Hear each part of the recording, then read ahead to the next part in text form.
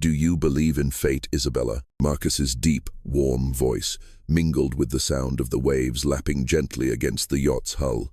Isabella smiled, resting her head on his shoulder and taking a deep breath of the salty night air. Under the cold, silver moonlight, everything seemed perfect. "Of course I do," she whispered. "Fate brought you to me, the most wonderful gift of my life." Marcus tightened his arm around her waist, but his eyes weren't on his beautiful wife. He stared intently at the long streak of moonlight on the dark water, a gaze that was chillingly empty and resolute. "That's right," he said, his voice flat. "And tonight, fate is going to give us a new beginning, an everlasting beginning." Isabella closed her eyes, savoring what she thought was a moment of absolute peace. She didn't notice Marcus's hand moving stealthily behind her back toward the clasp of her life vest. A dry click echoed, so faint it was nearly lost in the sound of the waves. A moment later, a sudden, cruel shove pressed into her back. She lost her balance, stumbling toward the railing. The air was forced from her lungs. In the fleeting moment as she teetered in mid-air before falling into the dark, frigid water, the last thing she saw was Marcus's face. He wasn't horrified. He just stood there, silently watching her fall, and on his lips was a smile, not of sorrow, but of cold relief. A few days before that fateful night, the idea for the yacht trip had been born in the cozy atmosphere of their lavish penthouse apartment, a place where their love had once been nurtured. That evening, Isabella was preparing a light meal while Marcus sat on the expensive leather sofa, his eyes glued to his tablet. Complex financial charts danced across the screen, reflecting a deep concentration in his eyes. As a senior director at the financial conglomerate Helios Capital, this sight was all too familiar to Isabella. He had always been a man of business, ambitious and decisive. Suddenly, Marcus set the tablet down on the table, a rare, decisive gesture. He looked at her, and for the first time all evening, his gaze wasn't preoccupied with numbers. 7 years. Can you believe it? Marcus asked, his warm, deep voice making Isabella smile. She brought over 2 glasses of wine and sat down beside him, her soft hair fragrant with the scent of jasmine. "I know," she replied, "the 7 happiest years of my life." Marcus took her hand, his fingers gently intertwining with hers. "I want to celebrate this anniversary in a very special way. No parties, no friends, no work." He paused, as if to give his words more weight. "Just the 2 of us, surrounded by the sea and sky. What do you think of a private yacht trip?" Isabella's eyes lit up. It was an idea so romantic she could hardly believe it. A trip for just the 2 of them, away from the noisy world outside. "Marcus, that's wonderful. But your work." "I've taken care of everything," he interrupted, his smile exuding his usual confidence. "I've arranged everything at the firm. A private yacht, a voyage to the most beautiful places. All you need to do is pack your bags and enjoy it." Isabella was so happy she threw her arms around him. She felt like the luckiest woman in the world, to have a husband who was not only successful but also thoughtful and romantic. "You always know how to surprise me," she whispered in his ear. Marcus held her tightly, patting her back gently. "Because you deserve the best, my Isabella." But when Isabella couldn't see his face, the smile on Marcus's lips faded. His eyes drifted over her shoulder, staring into the empty space. In his mind, this special plan was more than just an anniversary trip. It was a meticulous setup. A private yacht meant no witnesses. The vast ocean meant the perfect scene, where a tragic accident could happen at any moment. He had calculated everything, from choosing a yacht without a comprehensive surveillance system to studying the ocean currents in the area. And most importantly, the multi-million-dollar life insurance policy in Isabella's name, with him as the sole beneficiary, had officially gone into effect the week before. Everything has to be perfect, he thought to himself, still holding his unsuspecting wife close. For Isabella, it was the beginning of a dream vacation. For Marcus, it was the final step toward the liberation he craved. But what Marcus couldn't have predicted was the flaw in the fate he had so carefully orchestrated, the sheer unpredictability of the ocean. After Marcus's cruel shove, Isabella was plunged into the dark, cold sea. Her expensive evening gown instantly became waterlogged, weighing her down. It wrapped around her legs like a shroud, pulling her deeper into the abyss. She thrashed in a panic, trying to surface, but it was useless. The air in her lungs ran out, and the biting salt water filled her throat, making her choke. Looking up, she saw the lights of the yacht growing more distant, shrinking to a speck before vanishing completely. Her last flicker of hope was extinguished with it. Just as she was about to give up, her hand brushed against something hard. A floating crate. It must have fallen from a cargo ship. Summoning her last ounce of strength, she clung to it. Her body trembled from the cold and exhaustion, but most importantly, she was alive. She had escaped death's grasp. Adrift on the vast ocean, she let the indifferent waves carry her. As the initial shock subsided, her mind began to work again, and the truth crashed down on her, crueler than the cold water. She remembered everything. She remembered the look on Marcus's face when he'd proposed the trip, a forced excitement. She remembered the multi-million-dollar life insurance policy he had called a necessary preparation for our future. And she remembered his whispered phone calls with his assistant, Veronica, the times he'd flinched when she walked in on him unexpectedly. The scattered pieces now clicked into place, forming a complete and horrifying picture. His smile before he pushed her wasn't one of relief, but one of triumph. This trip wasn't an anniversary celebration. It was a meticulously planned trap. Her tears mixed with the seawater, but they were tears of pure, unadulterated rage. He didn't just want to leave her. He wanted to erase her from the world, to claim everything. After a seemingly endless night, dawn broke on the horizon, painting the sea pink. Exhausted, Isabella was on the verge of passing out when she saw a faint strip of land in the distance. A small island. A glimmer of hope returned. She used what little strength she had left, paddling with her hands to let the current guide her to shore. When her feet touched the wet sand, she collapsed, her body completely drained of energy. Lying there, listening to the gentle rhythm of the waves, a cold, clear thought formed in her mind. Marcus believed she was dead. The whole world would soon believe she had died in a tragic yachting accident. If she returned now, in this pathetic state, who would believe her? Or would Marcus, with his power and the guise of a grieving husband, easily paint her as a delusional woman, traumatized and fabricating stories? He wouldn't let her live. He would find a way to silence her for good. No, her return couldn't happen like this. Her only advantage now was his belief that she was dead, and she would use that very advantage against him. Right there, on that desolate shore, Isabella made her decision. To the world, Isabella, the beloved wife of Marcus, was truly dead. She would let him celebrate his victory, collect the insurance money, and live in his smug satisfaction. Because only when the hunter believes the prey is dead does it let down its guard, and her hunt had just begun. Time passed in a haze as she drifted in and out of consciousness. Isabella had no idea how long she'd been adrift. By day, the harsh sun burned her skin. By night, the ocean's chill seeped into her bones. Her throat was parched with thirst, her body racked with exhaustion. The floating crate was the only thing tethering her to life, but her consciousness was fading. Just when she thought she couldn't hold on any longer, a strange sound reached her ears. The sputtering, steady hum of an engine, breaking the silence of the sea. She forced her swollen eyes open. In the distance, a small fishing boat was slowly approaching. On board was an elderly fishing couple, their faces weathered by the sun and wind, but their eyes were kind. At first, they thought it was just a piece of floating debris, but as they got closer, the man squinted. "Good Lord, honey. Is that a person out there?" he called to his wife. The woman followed his gaze and gasped in shock. They immediately steered the boat closer. When they saw a young, haggard woman in a tattered dress clinging weakly to the crate, their hearts went out to her. "Miss, are you all right?" the man asked as he carefully helped her aboard. Isabella had no strength left to answer. The moment she was on the warm deck of the boat, her body went limp and she passed out. The couple sprang into action. The wife covered her with an old blanket to keep her warm, while the husband gently wiped her face with a damp cloth and gave her small sips of water. An unspoken understanding passed between them. They knew the situation was serious. This young woman had clearly been through something terrible. Without a moment's hesitation, they turned the boat around and headed straight for the nearest mainland hospital. During the entire journey, the wife sat beside Isabella, holding her cold hand and occasionally whispering words of comfort. The genuine care and kindness from these strangers were like the first warm current to thaw Isabella's heart, which had nearly turned to stone. When the boat docked, They rushed her to the local hospital.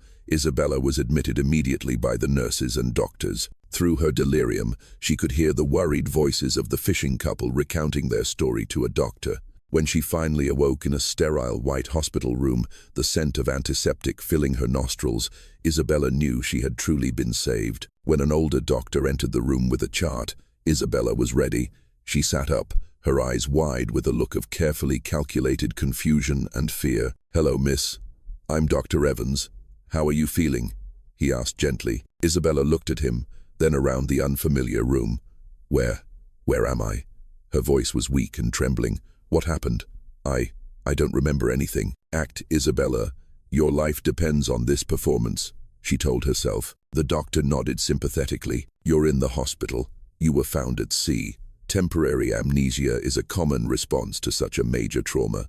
Do you remember your name?" Isabella closed her eyes, pretending to search through a vast emptiness. She shook her head. No, nothing at all. The amnesia act was flawless. The doctors diagnosed her with severe psychological shock leading to partial amnesia. They never suspected a thing. After all, no one could imagine the horrific truth behind it. And then, the moment she had been waiting for arrived. The hospital room door flew open. Marcus burst in, his face haggard, unshaven, and his eyes bloodshot as if he'd been crying for nights. He looked every bit the part of a husband utterly devastated to have found his supposedly lost wife. "Isabella, oh my God, it's really you," he cried, rushing to the bedside and falling to his knees, burying his face in her hands. "I thought I'd lost you forever." Isabella instinctively pulled her hand back, a perfect gesture for someone who didn't recognize the person before her. Outwardly, she appeared frightened, but inside, a wave of nausea rose in her stomach. His performance was disgusting. Marcus looked up, playing the part of the confused, heartbroken husband perfectly. "You don't recognize me, Isabella? It's me, Marcus." In front of Dr. Evans and the nurses, Marcus recounted the story he had fabricated. A sudden technical malfunction on the yacht, an unexpected rogue wave, and in the chaos, Isabella had been thrown overboard. He had searched for her desperately, reported it to the Coast Guard, and had been living through hell ever since. His story was seamless, punctuated by convincing tears. In the following days, Marcus kept a constant vigil at her bedside, doting on her every need. He recounted their shared memories, showed her their wedding photos, anything to prove he was a devoted husband. But in the quiet moments when no one was watching, Isabella could see it in his eyes. Not love, but scrutiny. He was testing her, checking to see if her amnesia was real, and every time, she met his gaze with a blank, lifeless stare. She knew she couldn't do this alone. She needed an ally, someone she could trust implicitly. Seizing an opportunity when Marcus stepped out to handle some paperwork, Isabella convinced a kind nurse to let her borrow a phone, lying that she wanted to try calling familiar numbers to jog her memory. She dialed a number etched into her mind. The line picked up after 2 rings. "Laura speaking." "Laura," Isabella whispered, her voice urgent. "It's me, Isabella. Don't say anything, just listen." A dead silence hung on the other end of the line. "I'm alive. He tried to kill me. I'm in a hospital now, faking amnesia. I need your help." Without needing to ask another question, Laura, a sharp investigative journalist, immediately grasped the gravity of the situation. "Where are you? Stay safe. I'll handle the rest." Isabella quickly recited the hospital's address, then hung up, deleted the call from the log, and returned the phone to the nurse. Sitting back in her hospital bed, she stared out the window.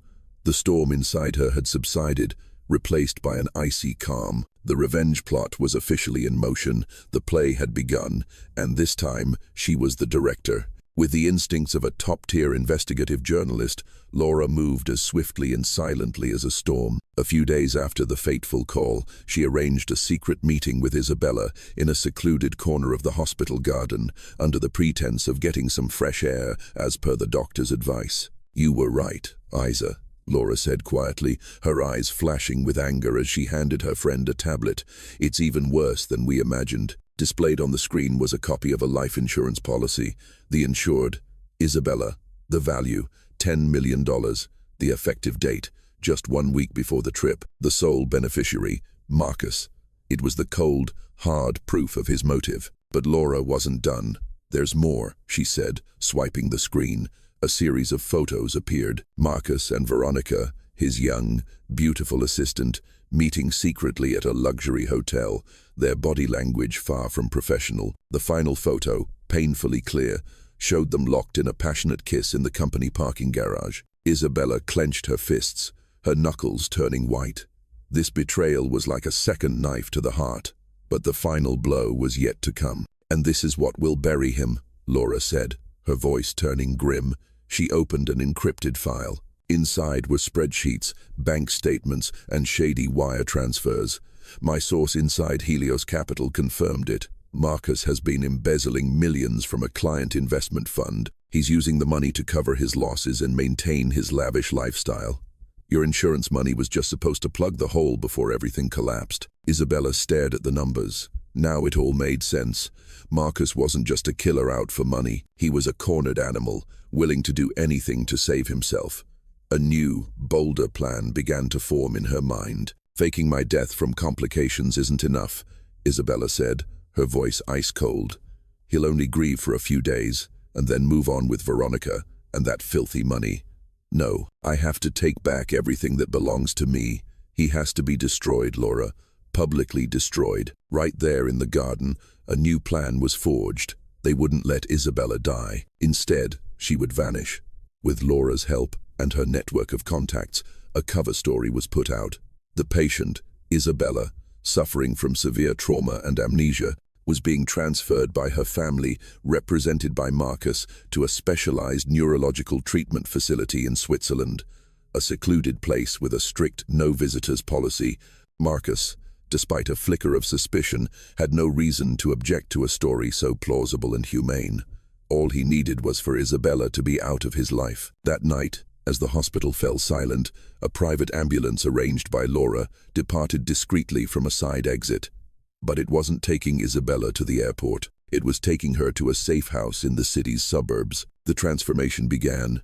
Isabella chopped off her soft, chestnut-brown hair, replacing it with a sharp, chic, bob-dyed jet black. She spent hours learning the art of makeup, completely altering her facial features. Her once gentle eyes were now lined to be sharp, cold, and powerful. Her wardrobe was completely overhauled. The feminine floral dresses were gone, replaced by perfectly tailored power suits and sophisticated, form-fitting dresses in dark hues. She practiced her posture and walk, changing her elegant, gentle demeanor to the confident, assertive stride of a woman accustomed to giving orders. Laura provided her with a flawless new identity, official documents, a passport, bank accounts, all under a new name. A month later, the woman staring back from the mirror was no longer the weak, pitiful Isabella.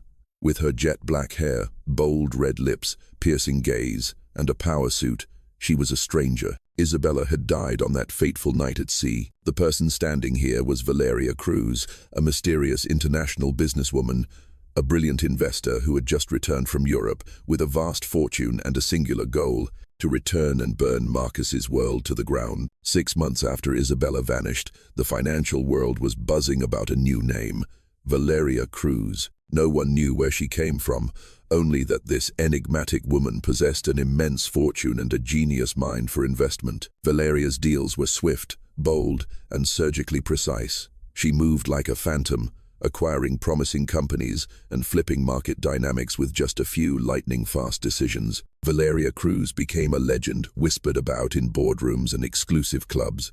And then, the legend decided to step into the light. The news that Valeria Cruz was targeting Helios Capital hit the company like a bombshell. For Marcus, this was both a threat and a golden opportunity. If he could convince an investor of Valeria's caliber to inject capital, his position in the company would be solidified, and the financial hole he was desperately trying to hide would be temporarily plugged. He couldn't afford to miss this chance. On the day of the meeting, Valeria arrived in a sleek black sedan, silent and imposing. When she stepped out, she was no longer the gentle Isabella, but an ice queen in a perfectly tailored navy blue power suit. Her sharp, black hair, sunglasses hiding her eyes, and a mysterious half-smile on her crimson lips. Every step she took on the marble floor of the Helios Capital lobby radiated power. Marcus was waiting in the most exclusive conference room when his secretary opened the door and announced, "Sir, Miss Valeria Cruz is here. He shot to his feet, putting on his most charming and professional smile. But when Valeria removed her sunglasses, Marcus's smile froze. He was stunned. There was something hauntingly familiar in her eyes he had once looked into every day, eyes he had last seen sinking into the dark ocean. But no, it couldn't be. The woman before him was too cold, too sharp. His Isabella was somewhere else. This had to be a coincidence. "Hello, I'm Valeria Cruz," she said, her voice a shade deeper, tinged with an unplaceable European accent, the result of months of practice. She extended her hand. Marcus snapped out of his trance, trying to hide his confusion. "Marcus, a pleasure to meet you, Miss Cruz. We've heard a great deal about you." He took her hand. It was firm and cold, not soft like he remembered. Throughout the meeting, Valeria was in complete command. She asked razor-sharp questions about the company's financial health, its investment funds, and Helios Capital's growth strategy. She pointed out weaknesses in Marcus's reports with such precision that it made him break out in a cold sweat. He was simultaneously drawn to her and filled with a vague sense of unease. This woman seemed to see right through everything. At the end of the meeting, Valeria announced her decision. "I'll invest. An investment large enough to secure a seat on the board of directors." That was the first step. The very next week, Valeria not only acquired a massive stake in Helios Capital, but also made an unexpected move. She leased an entire floor in the office building directly across from theirs. Valeria's new office had a direct line of sight into Marcus's. A massive glass wall allowed her, if she chose, to observe his every move. It was a cruel, psychological blow. Every day, Marcus felt her presence. He saw her office lights burning late into the night. Occasionally, he'd catch her cold gaze on him from across the way. His anxiety grew with each passing day. Meanwhile, Valeria and Laura wasted no time. As a major shareholder, Valeria now had access to financial documents that had previously been beyond Laura's reach. Under the guise of an investment audit, Valeria's team, in reality, experts handpicked by Laura, began to comb through every transaction, every figure. They worked around the clock, tracing the embezzled funds and connecting them to the offshore accounts Marcus had set up. Valeria turned her office into a war room. Every night, she and Laura would consolidate the evidence gathered that day: fraudulent emails, forged signatures, recordings of clandestine calls between Marcus and Veronica. The trap was slowly closing, and the prey was still oblivious that the hunter he feared most was the very person he had tried to destroy. Judgment Day was set for the Helios Capital annual shareholders meeting. The grand conference room was packed, from the powerful board members and key shareholders to dozens of journalists from leading financial publications. The air was thick with anticipation. Under Marcus's leadership, and with the massive investment from Valeria Cruz, Helios Capital appeared to be at the pinnacle of its success. Marcus stood at the podium, confident and dapper in his expensive suit. He delivered an eloquent and convincing presentation on the company's brilliant achievements. Veronica sat in the front row, smiling smugly, basking in the fruits of their scheme. Marcus concluded his speech by turning toward Valeria, who sat quietly in a corner, as cool and enigmatic as ever. "And of course, we must extend our deepest gratitude to Miss Valeria Cruz, the investor who put her faith in our vision. This partnership will take Helios Capital to new heights." The room erupted in thunderous applause. As the applause died down, Valeria stood up. All eyes turned to her. "Thank you, Marcus," she said, her cold voice echoing through the microphone. "Your vision is indeed impressive, especially your vision for how to embezzle millions of dollars from the very investment funds you manage." The room fell deathly silent. Marcus froze.